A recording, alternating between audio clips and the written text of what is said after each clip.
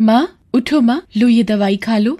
हाँ हाँ बेटा, जरा मदद कर दे बेटा, अब तो शरीर उठने को राजी नहीं है। सीनू अपनी माँ सविता को सहारा देकर बिस्तर पर बिठाती है।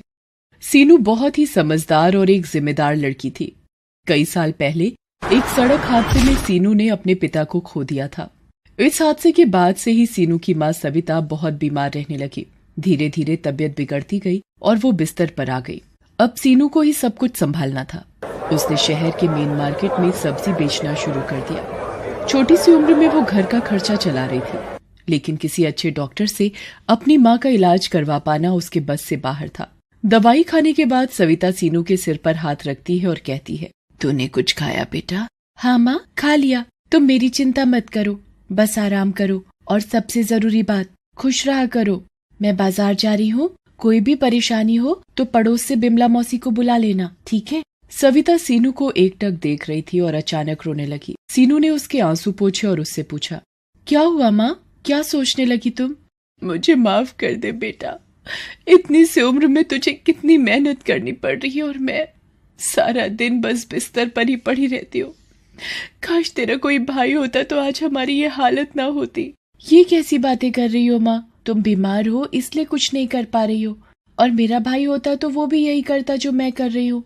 जो है सब अच्छा है, अब तुम आराम करो, मैं चलती हूँ और ज्यादा सोचना मत। इतना कहकर सीनू सब्जियों का ठेला लेकर बाजार की तरफ चली गई।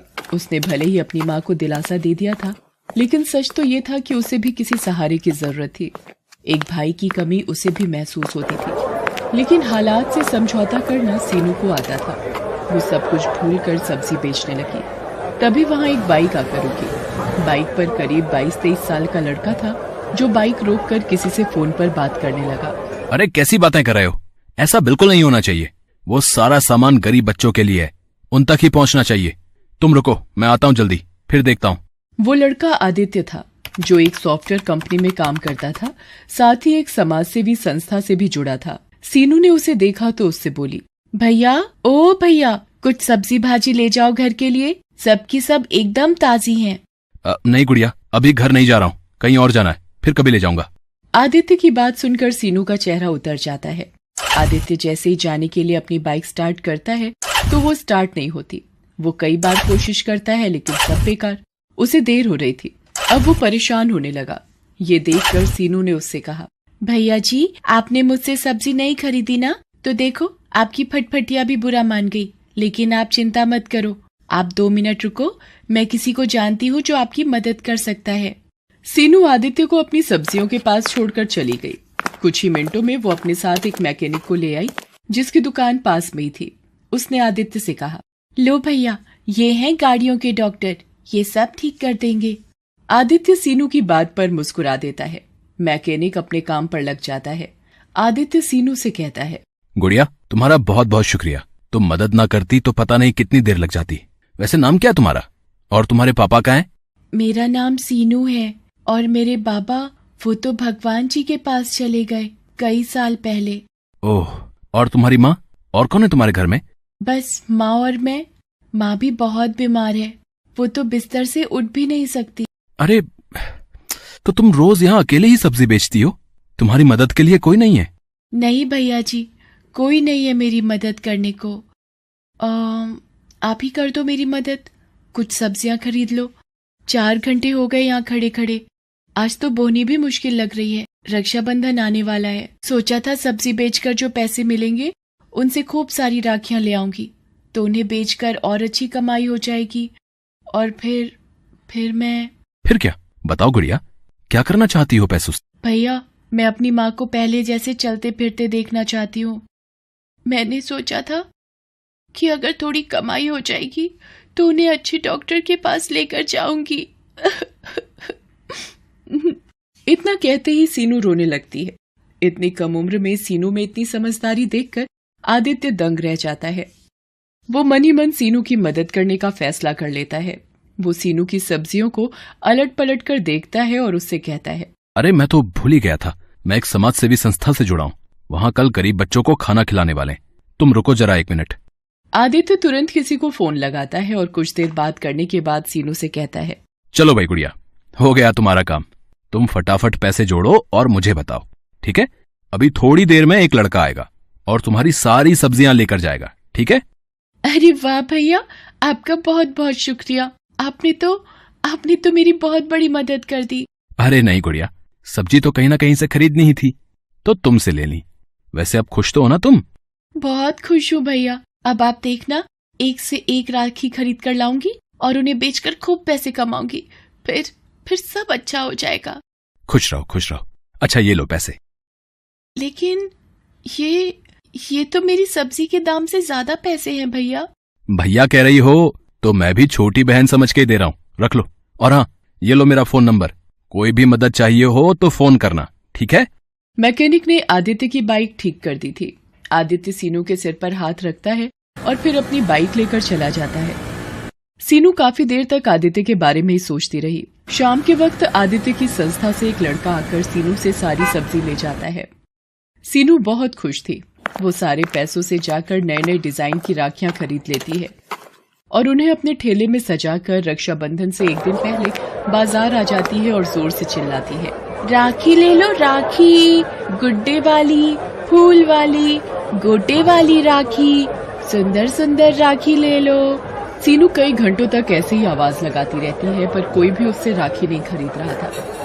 दरअसल कुछ ही दूर राखियों की एक बड़ी सी दुकान थी जहां सीनू से ज्यादा वैरायटी की राखियां थी, इसीलिए सभी लोग उसी दुकान से राखियां खरीद रहे थे। ये देखकर सीनू फिर से उदास हो गई थी।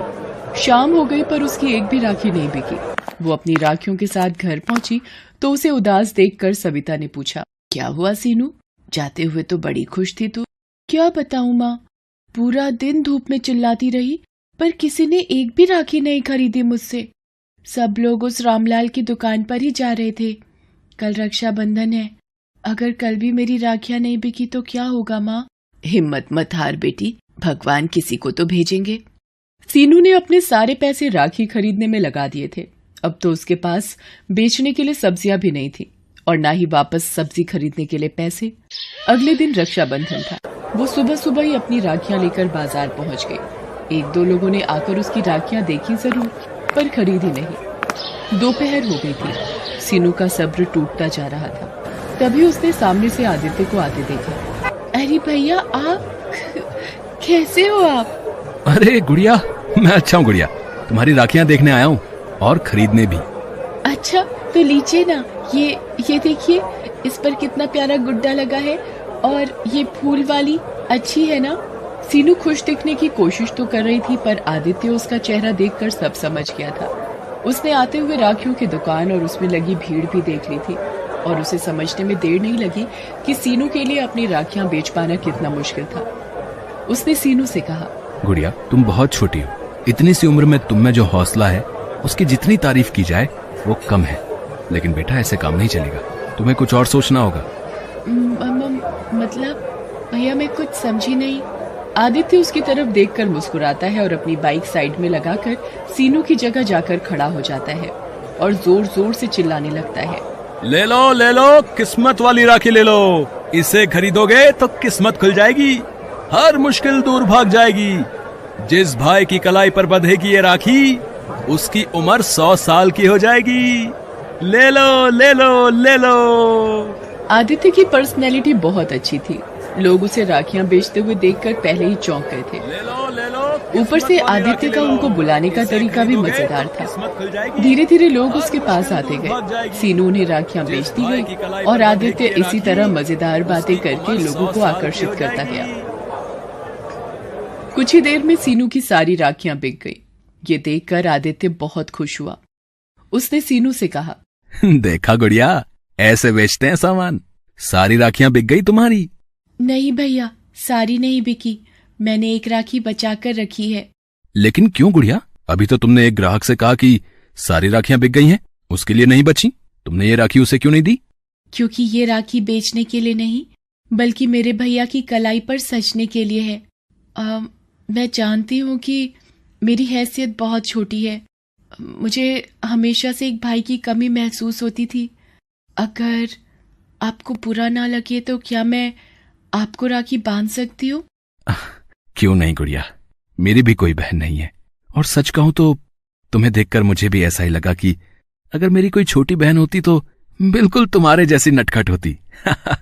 इतना कहकर आदित्य अपना हाथ सीनू की तरफ बढ़ा देता है और सीनू उसकी कलाई पर राखी बांध देती है। दोनों बहुत खुश थे। फिर आदित्य अपनी जेब से एक तोहफा निकालकर सीनू को देता है।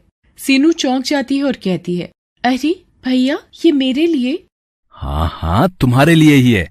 अब बातें छोड़ो और जल्दी से इसे खोल कर देखो। सीनू जल्दी से अपना तोहफा खोलती है। उसमें शहर के एक बड़े डॉक्टर से अपॉइंटमेंट का पर्चा था।